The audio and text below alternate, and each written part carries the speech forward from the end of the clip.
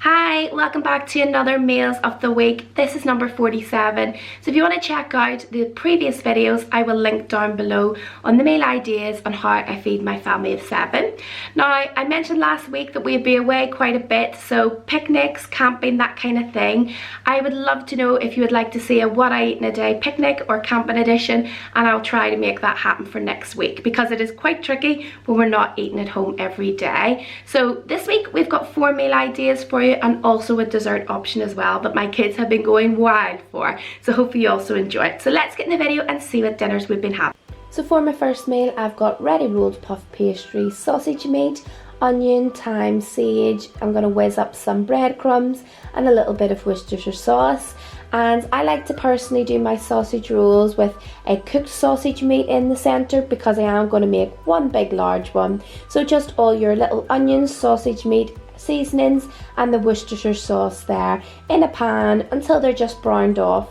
Then I let it cool, and I've added a little bit of egg there to bind it together with the breadcrumbs, half the pastry, and I've done my egg wash, pricked it. It's very rough and ready. This will go in the oven alongside a full butternut squash, which I've chopped up quite chunky, added olive oil and some seasoning again, and this is for our salad. I'm also going to serve some of this pulled pork wood-fired bread. It's the street food from Lidl, and these lamb shish kebabs that I needed to use up in the freezer from Marks and Spencer's as well. And I've tried out this hummus with parmesan and pesto, and it's gorgeous, from Lidl as well. So it's a nice just throw together dinner. Once the butternut squash is cooled, I'm going to add feta cheese, beetroot and some flake almonds to a rocket base with a balsamic glaze. And that is the large sausage roll. As I said, it's not very pretty to look at, but it is delicious. So a little bit of salad, we can help ourselves to a few cocktail sausages, the lamb shish kebabs, and then just a bit of a platter here for the pesto hummus and the pulled pork bread, which, to be honest, I wouldn't really recommend. I wouldn't really be buying it again. It was okay, but not something I'd rush back for. But a little bit of something that we can all have. If you've any leftover sausage rolls, they're perfect for packed lunches or picnics as well.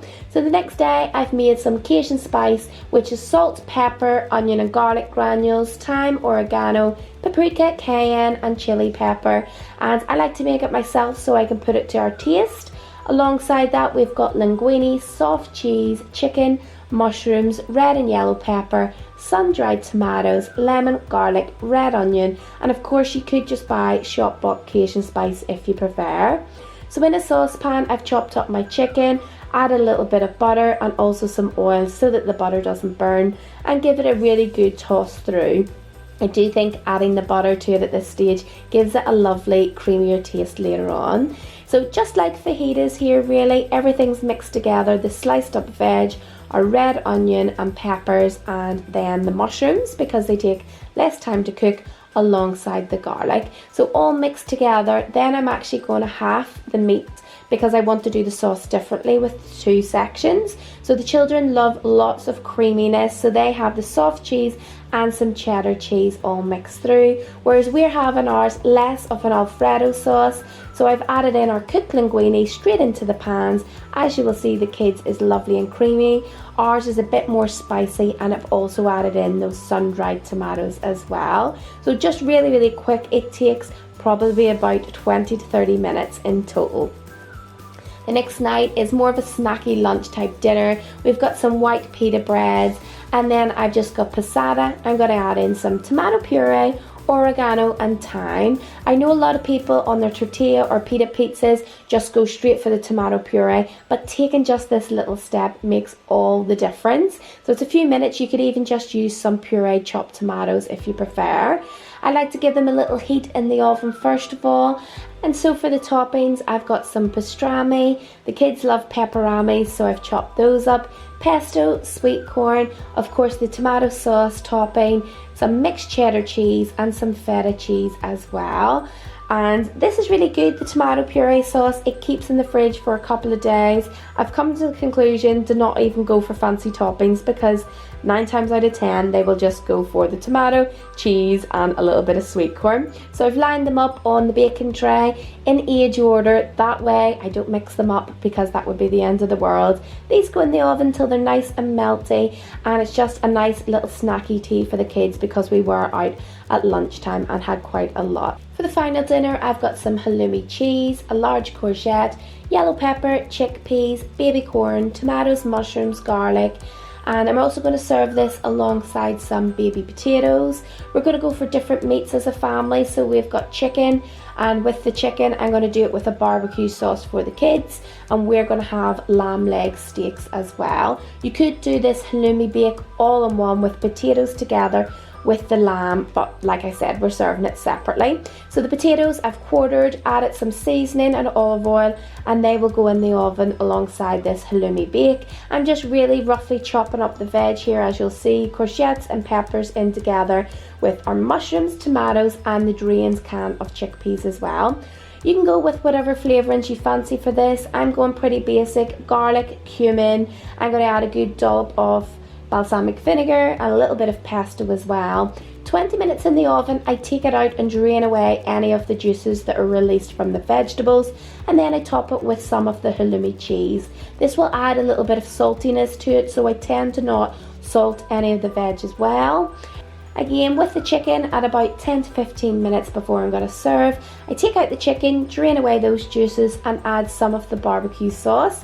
You could turn this into Hunter's chicken, but we've got enough cheese going on in these dishes, so it's quite simple. With the potatoes, they've come out lovely and cooked. I just literally want to toss these in a pan. We've got a little bit of butter.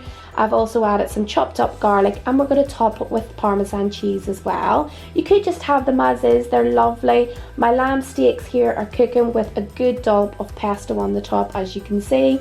And so I just mix through those potatoes really quickly in the pan so that we don't burn the butter or the garlic. And I like to crush them a little bit as well. And then obviously just topping them with the Parmesan cheese. Again, mixing them really quickly, stirring it around so nothing burns. And so that is everything ready to come out all together. We've got that lovely halloumi veg tray bake, and the kids really enjoy this because it's full of flavour. And then the Parmesan crushed potatoes. If you've fresh rosemary or thyme, it's lovely to add a little bit of that as well. So we've got the lamb pesto with the veg, and the kids have the barbecue chicken and some potatoes with lots that they can just add, pick and choose as well. And finally, for the dessert, I'm going to make some strawberry milkshake Dalgonas. So I've got some ice. I'm using the Nesquik strawberry flavour powder. Of course, you could go banana or whatever you fancy.